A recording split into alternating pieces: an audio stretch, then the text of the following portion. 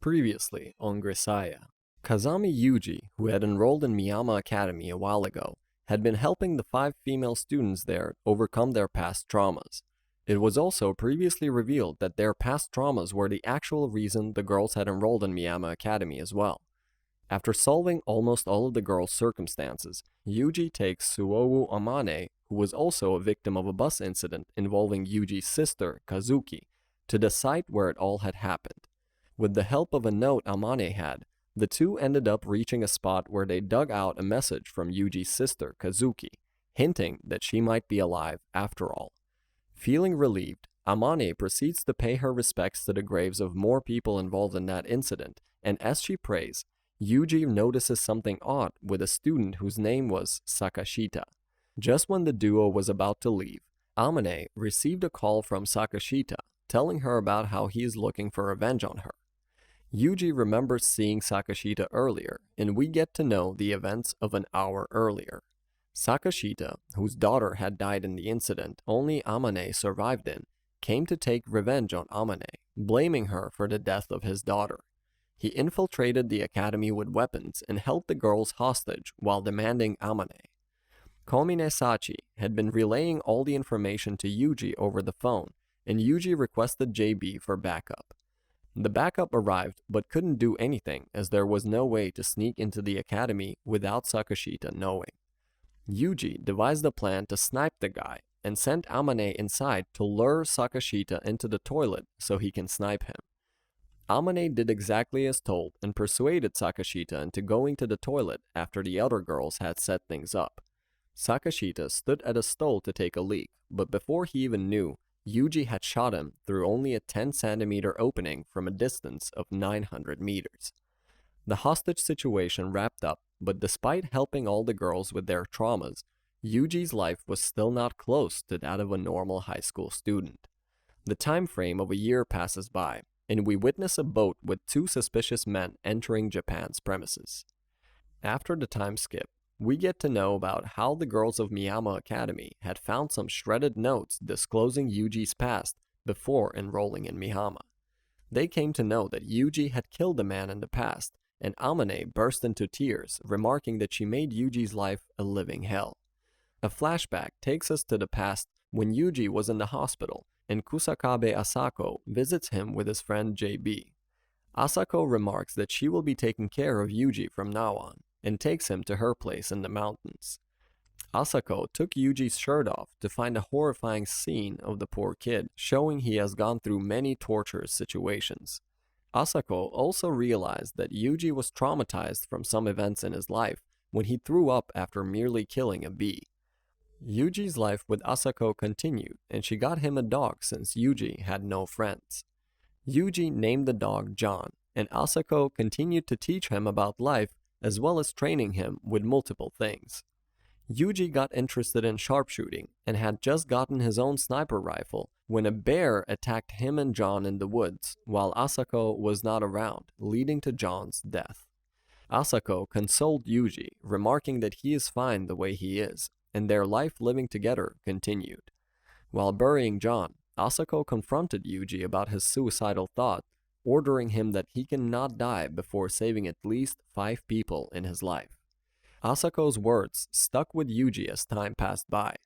Asako's health started to deteriorate as she had gotten a wound in one of her missions from a heavy sniper bullet. Yuuji started to volunteer for Asako's missions in her place as a way of repaying her, but the situation did not stick right with JB, who wanted Yuuji to choose his own life path. Joining Asako's organization after some time, Yuuji departs for America to get enrolled in the military as Asako wanted him to. Yuuji met a guy named Danny in the army, who he got rather close with. Yuuji was a prodigy at shooting, and his talent lured in a girl named Miliela Stanfield, who fell in love with him after he displayed remarkable sniper skills to impress her. Yuuji's time passed, and he got assigned to the same platoon as Millie and Danny. We witness the event sometime in the future of Yuuji's arrival in the military when he is attending the funeral of Danny, remembering the old days. A memory shows Yuuji's mission with Millie and Danny, where he met a guy named Robbie and the leader of their platoon named Justin, nicknamed Jay. The mission was set in a jungle where Yuuji was fighting a horde of enemy troops with a sniper rifle, getting nauseous from his past trauma while doing so. Yuuji was about to quit, but the encouragement from his crew helped him keep going and shoot most of the enemies one by one with his sniper. Yuuji passes out from exhaustion and wakes up in Millie's lap, realizing that his comrades had helped him overcome his past trauma after such a long time. Yuuji leaves the military after the battle, and before heading back to Japan, offers Major Agnes to join and help her anytime she wants, as he is in her debt. Yuuji arrives back in Japan to witness Asako waiting for him already at her place, remarking that Yuuji looks mature after his time in America. Yuuji's reunion with Asako does not go well, as Asako's health starts to get worse at an increasing rate. Yuuji received Asako's code number, 9029, from JB, and is assigned to a mission in Colombia. While on his bodyguarding mission, Yuuji receives a call from JB regarding Asako, and he rushes home to witness Asako being on her deathbed. Looking at his master as she's slowly dying, Yuuji bursts into tears, remarking that it's not fair how Asako is leaving him alone after she became the only thing he cared for in the whole world. Asako smiled at Yuuji's foolishness and remembered the starry night she and Yuuji saw together when they had just started living together. Asako passes away after remarking that she just needs some rest now. Yuuji gets depressed after losing Asako, but remembers his promise to her for saving 5 people as the only reason for him surviving. He starts living with JB for a while, and decides to set on a journey with no destination on Asako's bike to get his head clear. Yuuji spends some time outside alone while figuring out what he is supposed to do from now on. His bike breaks a while after starting the journey, and he comes back to Asako's grave before deciding to enroll into Mihama Academy to enjoy his life as a normal teenager. The girls catch up to Yuuji's past before enrolling in the academy and worry about how they will face Yuuji from now on. Sakaki Yumiko remarks that they should treat him just like always, and Yuuji, who is outside, receives a call from Division 1 regarding a high-priority sniping mission. Yuuji arrives at the vantage point to assassinate an international terrorist whose name is supposedly Ethan Glow. Just when he is about to take his shot, Ethan turns around, making Yuuji panic and making it seem that Yuuji knows him from before. Ethan seems to be aware of Yuuji and reveals that he has returned, making Yuuji tremble and fail the mission. An agent outside the execution site reports to someone unknown about the mission failed, and back at the dormitory, the girls come to know in the broadcast that Yuuji has been charged for being a supposed criminal. The news broadcast claims that Yuuji is related to a terrorist named Heath Oslo, which is the real name of Ethan from earlier. The girls get worried and confront Chizuru about the matter, who reveals that she does not know much about the matter, and that all Yuuji told her before leaving was not to interfere with him and his job. Yumiko deduces that Yuuji must be related to Oslo somehow, and the government is actually using him as leverage against Oslo. Chizuru reveals the closure of Mihama Academy as both Yumiko's father and the Irisu group have stopped supporting the academy financially. The girls visit Yuuji's room and get sad after finding many writings about themselves on the walls alongside things that you'd call suicide notes. The girls receive a call from JB later, who reveals that the news on TV is fake and Yuuji is being held captive in a secure facility for some reason. The girls decide to take matters into their own hands, and Yumiko uses her sources to dig deeper into the matter. She visits a local shop in Japan where she meets Robbie, who used to be with Yuuji in the army. Yumiko confronts Robbie about the matter, and he reveals the real picture of Yuuji's situation to her. Apparently, there was a really important computing machine named Thanatos that has next-level calculation abilities. Heath Oslo had brought a weapon of mass destruction to Japan and was threatening the government into giving away the Thanatos to him. Robbie revealed that the government is actually planning to use Yuuji to bargain with Oslo after he recently attacked the consulate, trying to keep him from getting his hands on Thanatos. The girls wonder about where to go from this point on, and the next day of school brings Chizuru's announcement of the school's closure. Chizuru tells the girls to think about their future seriously. as they might be at a point of no return from here on out, and the girls decide to leave Mihama Academy together and help Yuuji out. Michiru is inside, still sorting out her feelings, while the others are outside as Saki is giving a farewell speech to their beloved academy. Michiru catches up to the rest, and the girls head on a journey to pay Yuuji back for what he did for them. Yuuji, who is at the holding facility, is moved to a room where Thanatos is, and gets shocked after witnessing that Thanatos is his sister Kazuki, who is somehow still alive. The girls move on and take a train towards their new hideout, which turns out to be a boat since according to Yumiko, it'd be helpful if they kept moving around. At the holding facility, Yuuji confronts Kazuki and questions her about her favorite food to finally believe that his sister is alive and is now the Thanatos system. Kazuki quickly explains the matters with Oslo, remarking that he has brought a nuclear weapon with a range of 50 kilometers to Japan's premises and is using it to get her, the Thanatos system, for himself. Kazuki also reveals Yuuji's importance to Oslo, as Yuuji is the sole survivor of the Ultimate Soldier experiments, making him an extremely valuable asset to Oslo. Kazuki contacts the girls on the ship through Yuuji's phone and recruits them to the plan after checking Yumiko's resolve by making her confess in front of the others. Amane feels like she knows the voice after Kazuki introduced herself as Thanatos system, but could not remember where from.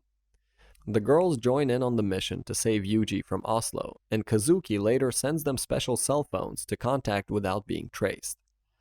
Back at the facility, Kazuki also explains what had happened to her at the end of the bus accident, and reveals how her brain was used to develop the Thanatos system after she had miraculously survived the incident. Yuuji looks forward to dealing with Oslo as it is a personal matter, and we meet with Oslo yet again, who is in a hotel talking about Yuuji's genetic importance. And the plot twists when we see that Oslo has prepared a clone of Yuuji looking exactly like the original one. Sometime later, JB's assistant visits her in the same facility as she has been charged as being involved with Yuuji as well. JB's assistant believes that the government had done this to keep JB away from interfering with matters related to Yuuji, while JB tells her to be quiet as they are being monitored. At the houseboat, Kazuki contacts the girls, revealing that Yuuji will be transferred between facilities on the 6th of August, and the girls need to gather a sum of 100 million yen before that to save Yuuji. Kazuki assigns different tasks to the girls, who are all determined to save Yuuji. Makina goes shooting practice, while Amane practices diving routes told to her by Kazuki. Amane still feels like she has heard Thanatos' voice before, and back at the boat, Yumiko sells Makina's personal belongings and takes part in multiple auctions to raise a lot of money. Saki visits a local gun dealer with Makina to get a custom pink-colored sniper rifle that Kazuki ordered for Makina to operate, and Makina makes the old man at the gun shop remember Asako as she would look similar to Makina. The girls return to the boat after getting their part done, and while having a conversation, it turns out that the hardest task was handled by Michiru as she traveled to multiple countries in a single day while doing jobs worth billions. The preparation is somewhat complete, and Chizuru, who is at a restaurant, receives a call from Thanatos offering her a new spot for the Mihama Academy to reopen at. She accepts without thinking much, whereas JB, who is chilling in her lounge, gets confused after seeing an ad related to Mihama roll on TV. Yuuji is shown to be moved to another facility where his overseer remarks that he is a demon with a man's face. Quite fitting, I must say.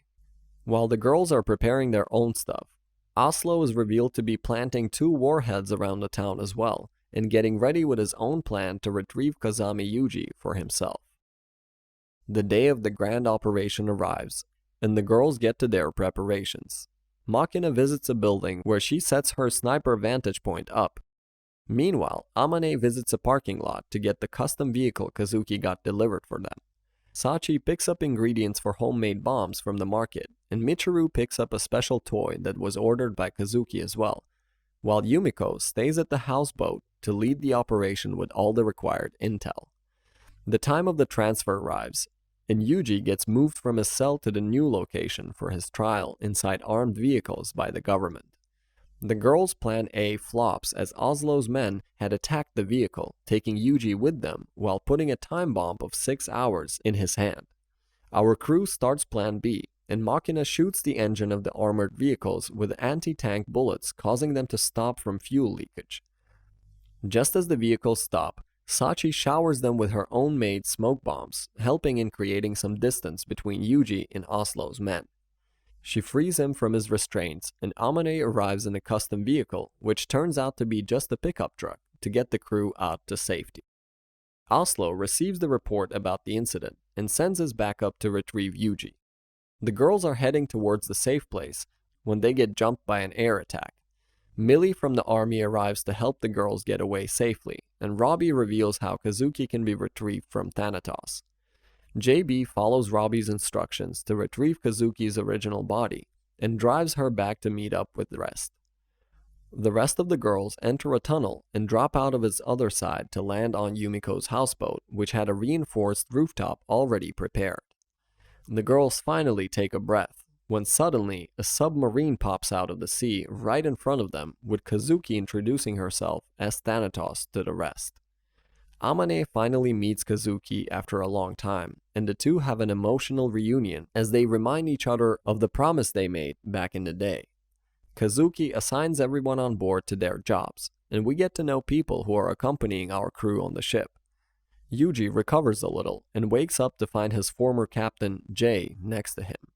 He is visited by a member of the CIA, Zoe Graham, who confronts Yuuji about an incident a while back and how he killed a man named Paul Graham while working for Oslo, as Paul had written articles against him.